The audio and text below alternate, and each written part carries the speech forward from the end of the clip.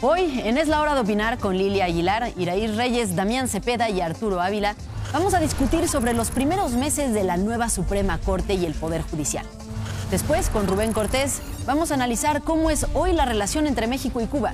Y para terminar, Ariel Muchazos nos va a platicar de los operativos contra migrantes en Minnesota, la salida de Greg Bovino y cuál es la opinión que se tiene de las políticas del presidente Donald Trump.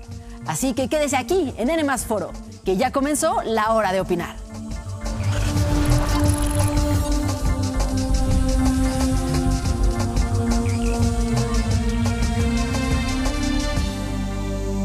Muy buenas noches. Yo soy Fernanda Caso y a nombre de Leo Zuckerman, titular de Es la Hora de Opinar, les damos la bienvenida. Hoy, en nuestro primer tema, vamos a hablar de la nueva Suprema Corte de Justicia de la Nación, que se ha visto envuelta en una serie de escándalos a 5 meses de haber entrado en funciones. Las votaciones a favor de la Cuarta Transformación, la compra de las camionetas blindadas de 3 millones de pesos y la falta de transparencia son parte de la polémica en torno a la Corte. Para debatir cómo ha sido el actuar de las ministras y ministros, saludo a la mesa de representantes de partidos políticos. Comienzo con Lilia Aguilar, del Partido del Trabajo. Lilia, muy buenas noches. Qué gusto. A Iraí Reyes, de Movimiento Ciudadano. Iraís. Buenas noches, Fer, a mis compañeros, a ti y a tu auditorio. Muy buenas noches. También a Damián Cepeda, de Acción Nacional. ¿Cómo estás? Qué gusto en saludarte, Fernanda, y a todos, por supuesto. Igualmente, Damián. Y a Arturo Ávila, de Morena. Qué gusto saludarte. Fernanda, con el gusto de verte, con el gusto de saludar a las compañeras y al compañero. Iraís, empecemos contigo. ¿Cuál es tu evaluación, tu primer balance de estos primeros meses de la nueva Suprema Corte y en general del Poder Judicial? La Suprema Corte de entrada empezó mal con toda esta reforma judicial, en donde no hubo un diagnóstico serio de cómo resolver el problema de la justicia. Y más que acercar la justicia a la gente, la justicia fue acercada al poder. Desde un inicio se vio cómo Morena estuvo tratando de influenciar en la elección judicial, cómo el proceso fue una burla, y ahora que estamos viendo en las decisiones que están tomando los ministros y ministras de la Suprema Corte, pues nos damos cuenta que el marcador es 7-0 a favor del poder, no a favor de la gente, ¿no? Entonces, se hubiera esperado que un nuevo Poder Judicial, que una nueva Corte fuera un verdadero contrapeso, pero más bien ha parecido que es un poder que está acompañando al Ejecutivo y que está subordinado al Ejecutivo. También, pues, ¿cuáles son las decisiones de beneficio social, salvo unos cuantos casos que ha tenido la Corte de decisiones en materia de concubinato, alguna decisión para el reconocimiento de pueblos indígenas como sujetos de derechos? Pues no se ha visto como esa Corte que se imaginaba, con estos debates y estas discusiones que vimos en la Corte anterior para la libertad de expresión, derechos sexuales y reproductivos de las mujeres. Yo creo que se ha quedado corta, y aparte en la incongruencia de la austeridad, ¿no?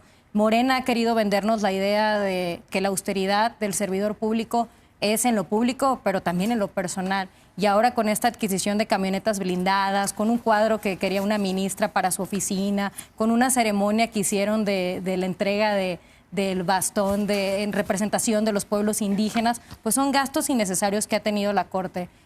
Ha dejado mucho que desear, no solo la Corte, sino en mis siguientes intervenciones voy a platicar un poco de cómo ha estado funcionando en general el Poder Judicial a raíz de comentarios de colegas que han estado litigando y que se han dado cuenta, pues, que en la práctica toda esta reducción que tuvo de sueldos y de prestaciones, lo único que ha hecho es que parece que se han flexibilizado los criterios para favorecer la corrupción. El vox populi del gremio jurídico es que están viendo, pues, más influencia de movimiento de dinero en la toma de decisiones.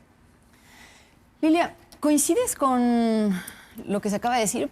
¿O realmente tú sí ves que se haya cumplido con las promesas que se hicieron durante la reforma de lo que iba a ser ahora el Poder Judicial, ¿no? ¿Realmente es un poder más cercano a la gente, por ejemplo? Yo creo que es un poder más cercano a la gente. Justo el ejemplo es el tema de las camionetas blindadas, que yo hago un paréntesis y digo que hay un gran clasismo en este linchamiento mediático que hubo sobre el tema, y ahorita explicaré por qué. Pero a mí me parece que ese tipo de escrutinio sobre la Corte no existía. Creo que han habido grandes avances, por ejemplo, la incorporación de la figura de violencia vicaria, la constitucionalidad de cobrar multas altas a empresas que contaminan, la obligación que se le da a los bancos a presentar mayores pruebas en juicios por operaciones no reconocidas y las medidas de protección para víctimas que no deben de estar sujetos a plazo mínimo de 90 días. Estos son avances. Claro que nos quedan a deber todavía en temas de derechos, pero hay que decir que la Corte no tiene ni un año, por favor. La respuesta que han dado a los juicios, más de 2,000 casos atendidos después de la desaparición de las salas, han cumplido en eficiencia con los casos que antes cumplían 2 salas más el Pleno.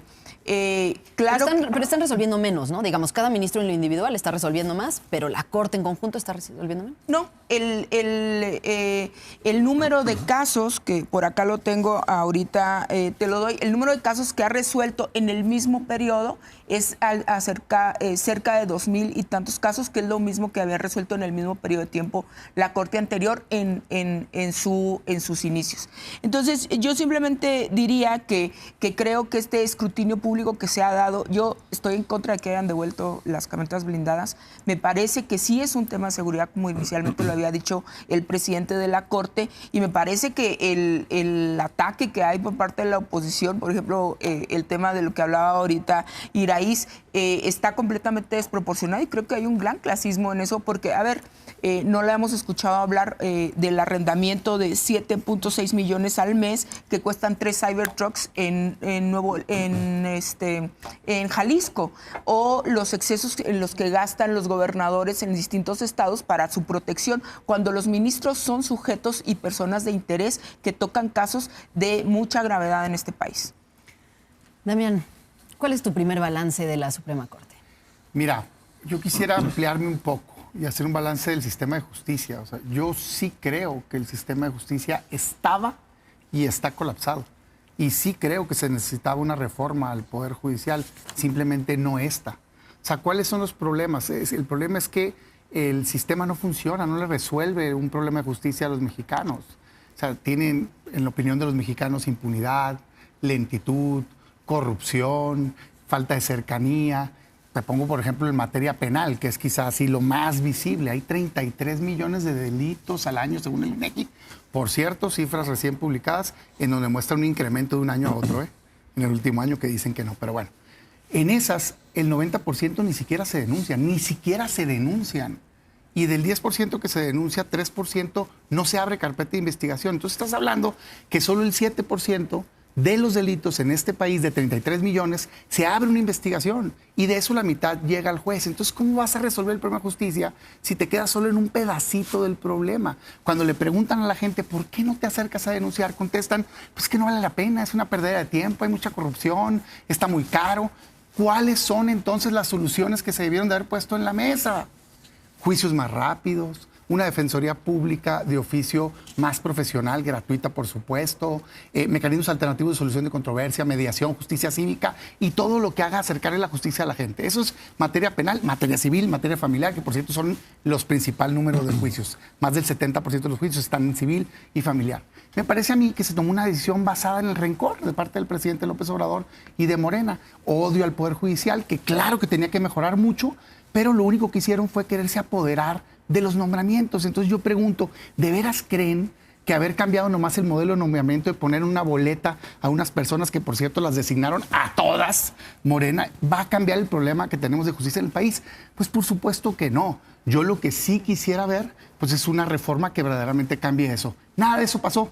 Por eso la Corte, los jueces, los magistrados vigentes, pues claro que no están dando resultados.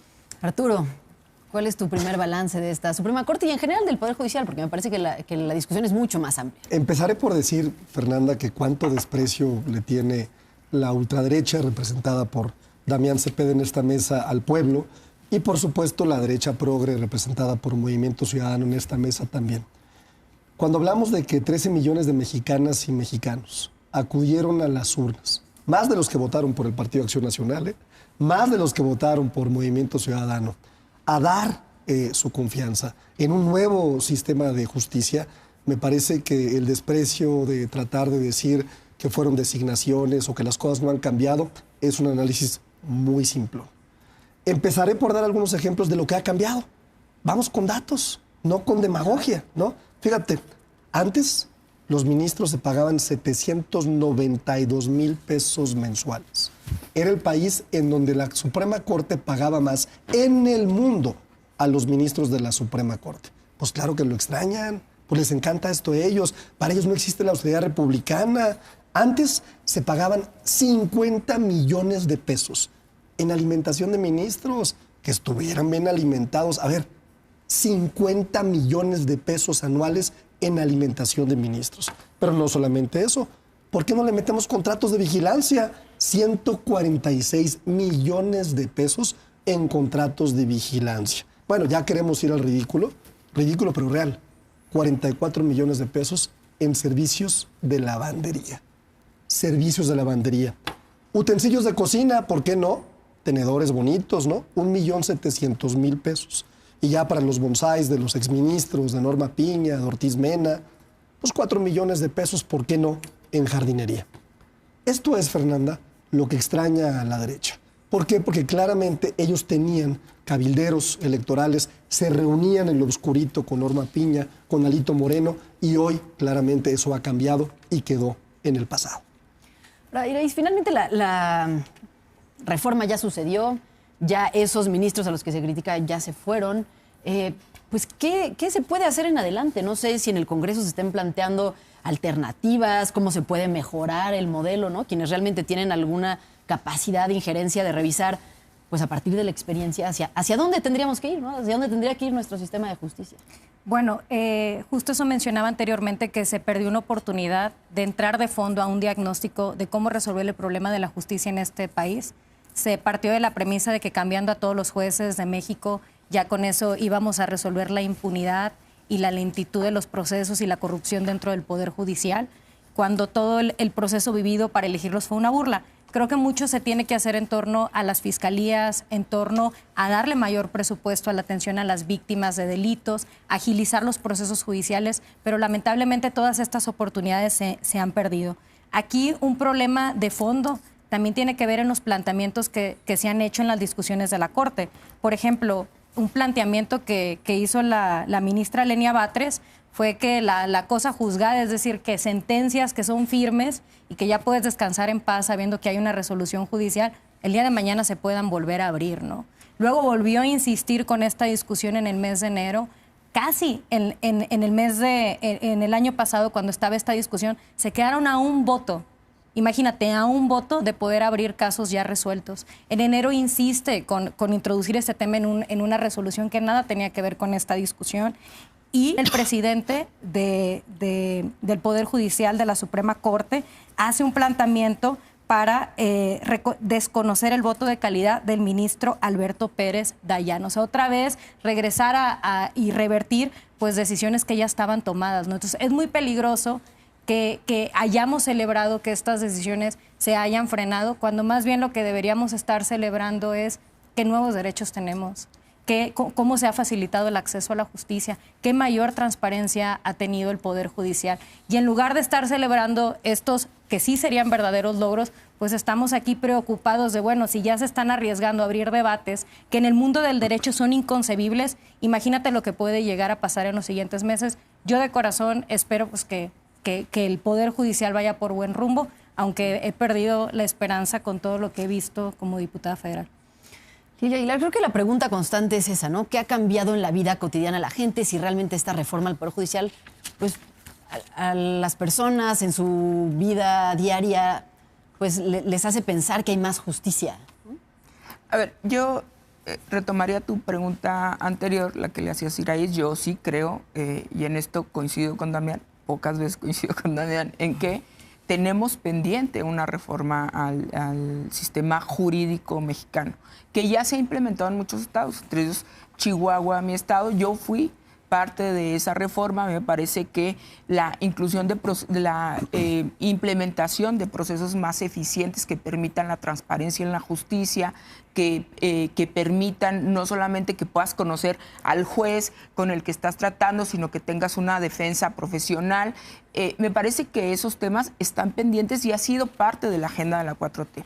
También están pendientes reformas al sistema de ministerios públicos. Y eso es claramente una de las deudas que tenemos, no solamente como 4T, sino como parte del Congreso de la Unión. A mí me parece que estos temas son necesarios para que pueda haber, vamos a decir, de manera tangible esta situación de la que tú hablas, de que la gente sienta, cuando menos, de que la justicia no es para los más privilegiados, que es una lógica común. Hay una lógica de que en este país solamente tiene acceso a la justicia el que más dinero tiene. Pero es un avance la selección democrática de los ministros y de los jueces.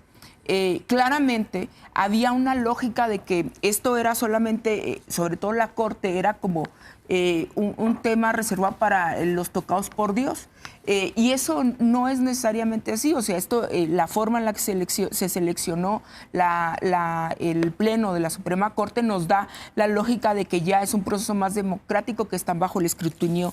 Y yo creo que el ahorro económico es un elemento importante a destacar. Mira, pero también en la Corte se rompieron paradigmas establecidos por la Corte para fundar nuevas prácticas judiciales, por ejemplo, que retrasaban más. Se nos acaba el tiempo de esta participación, pero si quieres en la próxima nos lo comentas. Damián, ¿qué se puede hacer? Y además, pues ya más allá de eso, de cuáles son los cambios que se tienen que hacer, realmente, ¿cómo ves que está decidiendo la Corte? ¿No? Han salido análisis de si realmente esta Corte está resolviendo más a favor del poder o se está alineando más con ciertos actores políticos. Lo que queda claro es que no ha sido un bloque, ¿no? Sí vemos opiniones divididas, pero en temas importantes pues los vemos votando pues en consenso, ¿no? Yo veo un poder judicial, se muestra mucho en la Corte, pero lo veo también para abajo, que ahorita en su mayoría no tienen la capacidad para estar tomando decisiones de la vida diaria de la gente. Repito la idea del rencor. Pensaba el gobierno, no, para nada, yo soy moreno, súper clasista tu comentario. No, porque más de bien, ahí es donde viene. Si me dejas hablar, no tiene nada que ver con el color de la piel. Tiene que ver con si estás preparado y tienes la capacidad humana, profesional, académica para tomar esa decisión de alimentos para una criatura, ¿no? Por ejemplo, hoy yo lo que veo es una Corte politizada. O sea, lo que prometieron, basado en el argumento que daba ahorita el vocero de Morena, es que los excesos, yo digo, pues yo también creo que había excesos, quítalos. Había corrupción, mete el bote a la gente, pero no le hagas daño al Poder Judicial y no sometas al sistema de justicia a los designios de los que están en el poder. ¿Quién tomó la decisión de quiénes eran los candidatos? No los tomó los ciudadanos. Lo tomó Morena.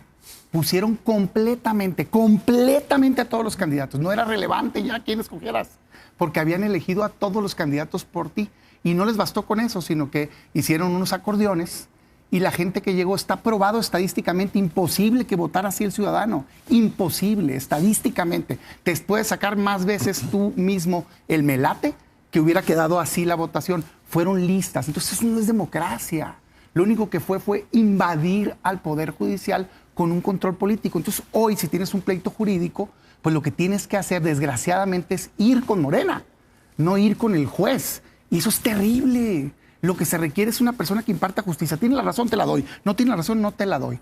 Por eso vemos hoy estas escandalosas sesiones de la Corte, de pena ajena. Los debates, ya viendo votaciones, queriendo meter párrafos por influencia política. ¿Qué es eso? No, perdón, pero eso no es lo que necesitamos en México. Y lo peor es el mensaje que se le dejó a los juzgadores. Les quedó claro que ahí los puso Morena. ¿A quién le deben el cargo? A Morena. ¿Qué tienen que hacer para conservarse? Quedar bien con Morena. No, pues no. Por supuesto que eso no es ideal para un sistema de justicia. Arturo, ¿te estás riendo? Me gustaría que nos compartieras tu reflexión, qué es lo que te provoca. Pero además también preguntarte, ¿no? Ustedes desde el legislativo, pues algo estamos aprendiendo de este ejercicio que nunca se había hecho en el mundo. Nadie había decidido elegir a todos sus jueces de todos los niveles por el voto popular.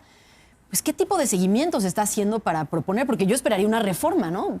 Por el simple aprendizaje. A partir de los resultados, pues poder mejorar los mecanismos para acceder a las listas de candidaturas, los requisitos, la capacitación que tienen una vez llegando al cargo. ¿Eso se está planeando, se está haciendo desde el Congreso? ¿Qué podemos esperar? Bueno, además de la respuesta que puedas darle a Damián. Bueno, empezaré por decir que hay muchas cosas que la oposición no quiere que la gente sepa, porque no les conviene. Bueno, decía Damián, pues que lo hagan, pues lo están haciendo. Nomás tenemos un ahorro, o tienen un ahorro de 800 millones de pesos al año hoy, la nueva Suprema Corte de Justicia, ¿no? Bueno, el salario de casi 800 mil pesos a 137 mil pesos. Si esto no es un cambio, me parece que entonces, ¿de qué estamos hablando? Bueno, podemos decir que se eliminaron las salas especializadas. Ya solamente se resuelve en el Pleno, no en lo oscurito, así como les gustaba a aquellos, ¿no? Tenemos menos ministros, por supuesto. Y luego me llama la atención que no vea la importancia de lo que se está resolviendo en la Suprema Corte de Justicia. Yo sí me tomé el tiempo, Fer, de hacer un análisis minucioso y entender si lo que se está resolviendo en esta nueva Suprema Corte de Justicia tiene un efecto directo sobre la ciudadanía. Hay 350 asuntos que me parecen de relevancia nacional. Por supuesto, el tiempo no me lo permitiría. Pero fíjate, el abuso sexual infantil ya va a poder tener reparación civil sin prescripción. Y esto me parece fundamental en los derechos de la... en puedas los derechos, recibir una indemnización. En los derechos de la niñez, ¿no? También me parece muy importante los amparos promovidos por empresas contra créditos fiscales. No más.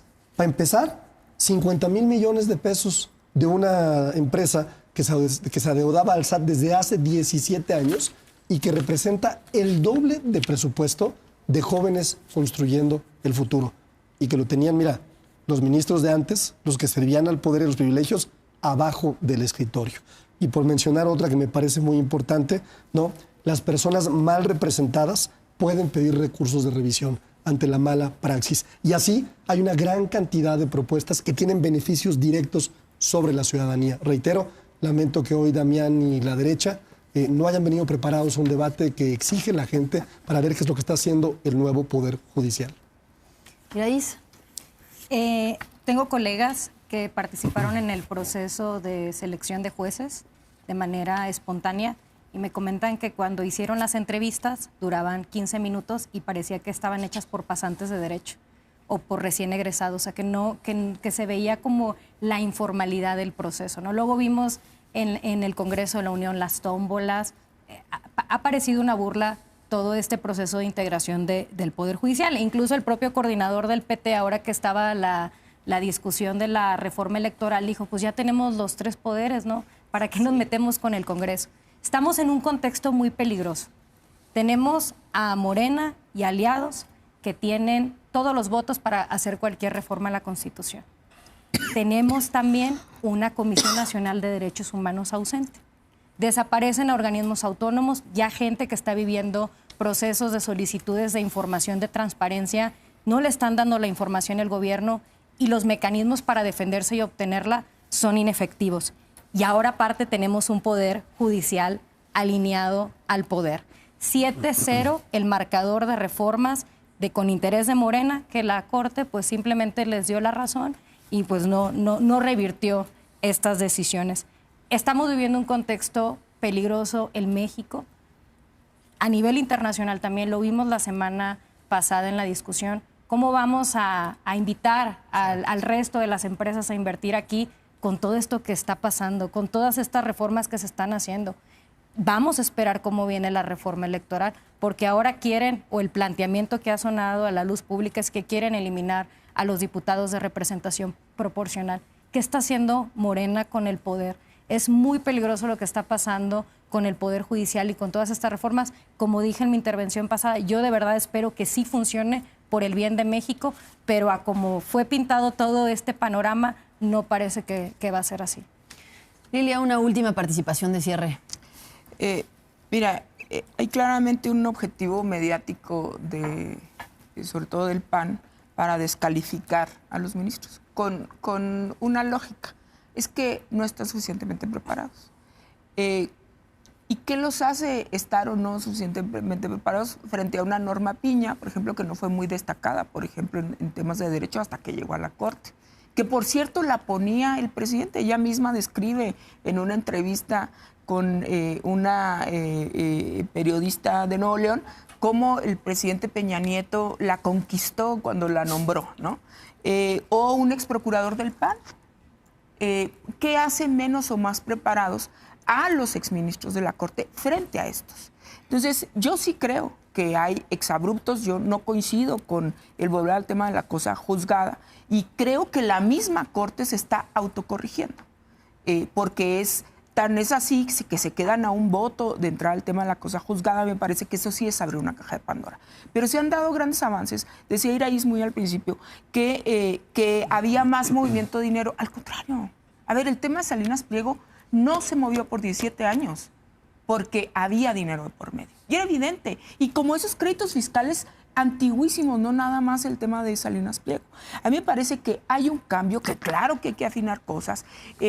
Solamente quiero hacer un disclaimer que el coordinador, nuestro querido Reginaldo Sandoval, ha hecho esas afirmaciones de su creencia personal, ¿no? Y bueno, pues allá esa es simplemente tiene un cargo su público, posición. ¿no? Claro, tiene un cargo público, pero el PT y lo hizo en un espacio público, no es la posición que tiene el partido, porque nosotros no creemos que es así, porque además sabemos que nos falta en la construcción del sistema de justicia y a eso nosotros le estamos apostando, porque a mí me parece, insisto, que en este objetivo mediático de descalificación pues se descalifica todo, pero ¿por qué no dicen que había gastos, y con esto concluyo, hasta para conseguirles autógrafos a los exministros? Por favor, eso yo no veo a la oposición hablando de eso. Por muchos años se habló, muchos de nosotros que creen que se inventó México cuando llegaron al poder ellos, pues no. Por muchos años muchos de nosotros propusimos ese tipo de reformas, ahí está, en lo personal, ahí están iniciativas mías. Antes de ello, se resistía el poder como hoy se resiste el poder. Entonces yo la pregunta que dejo en la mesa hoy es, ¿y ahora qué? Pues, ¿qué hacemos? Veo dos caminos.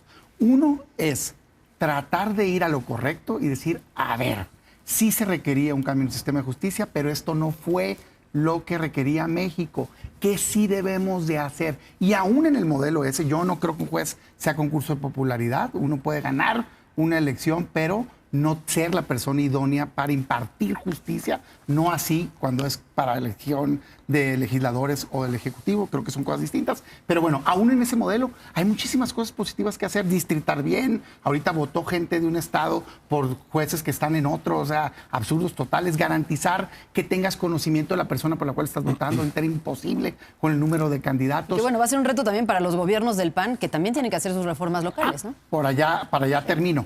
Pero bueno, muchas cosas, juicios más rápidos, ya decía ahorita, mediación, justicia cívica, defensoría pública de oficio gratuita y profesional, y muchas cosas que verdaderamente tendrían un impacto.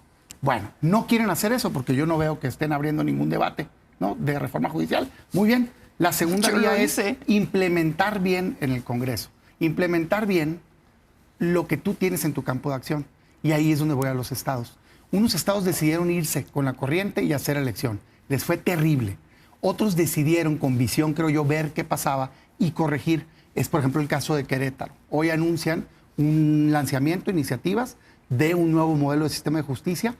Tienen ya la posibilidad de ver el desastre que pasó. Qué bueno que se esperaron algunos para ver eso y entonces sí lanzar un sistema de justicia positivo que, respetando el modelo nacional, porque así dice la Constitución, lo haga bien y garantice que lleguen las mejores personas a impartir justicia y sobre todo que no vea solo ese pedacito, sino que vea verdaderamente cómo tienes un impacto positivo en la calidad de vida de la gente. ¿Tuvo una reflexión final? Damián dice que nosotros decimos que estamos inventando las cosas. La realidad es que estamos reinventando algo que lamentablemente no funcionaba en este país. Y nos estamos reinventando millones de mexicanas y mexicanos después de la desgracia que nos dejaron los gobiernos del Partido Acción Nacional y del Partido Revolucionario Institucional. Damián también dice que no están preparados las y los ministros de la Suprema Corte de Justicia. Pues a lo mejor sí no están preparados para hacer lo que proponían los ministros que ellos eligieron en su momento. Por ejemplo, Alfredo Gutiérrez Mena condonó 392,000 millones de pesos a 9,000 grandes contribuyentes. Sí, quizás no están preparados para eso. O quizás no están preparados para que, como Eduardo Medina Mora, Damián clasifique como confidenciales investigaciones de funcionarios por delitos en la guerra contra el narcotráfico. Quizás no están preparados para eso. O quizás tampoco están preparados para que, como Norma Piña, se sienten en lo oscurito, Alito Moreno, Santiago Krill, a hablar del tema electoral cuando es clara violación a la ley orgánica del Poder Judicial entrar en temas electorales. O quizás también no están preparados estas ministras y estos ministros para imponer sanciones o quitar el concepto de sanciones excesivas en el caso de la IFT a empresas de radio y televisión que establecía montos del 1 al 3%. Quizá no están tan preparados para ser tan corruptas y tan corruptos como los que ustedes en su momento designaron. Yo no. Y quiero finalizar con algo, Fer, que me parece muy importante, y es un giro a otro tema. Hace rato me decías, oye Arturo, te ves muy contento, ¿no? Te ves riéndote, y la verdad es que sí estoy muy contento. Después de ver el tuit de la llamada que sostuvo la presidenta Claudia Sheinbaum con el presidente Trump, pues me gustó mucho ver que dice el presidente Trump, México tiene una líder maravillosa e inteligente. Deberían estar muy contentas y muy contentos por eso. Y yo sí lo estoy. Arturo, Y hace 2 muchísimas semanas gracias. dijo, pero gobierna el narco en México. Muchas gracias por acompañarnos la noche de hoy. Ellos no están Arturo, contentos. No, mira Damián, ustedes. muchas gracias por estar por acá. Gracias, Fer. Gracias. Lilia, Gracias. Iraíz. Vamos a hacer una pausa y volvemos con Rubén Cortés para hablar de la relación entre México y Cuba. Quédese aquí, que volvemos con más de Es la Hora de Opinar.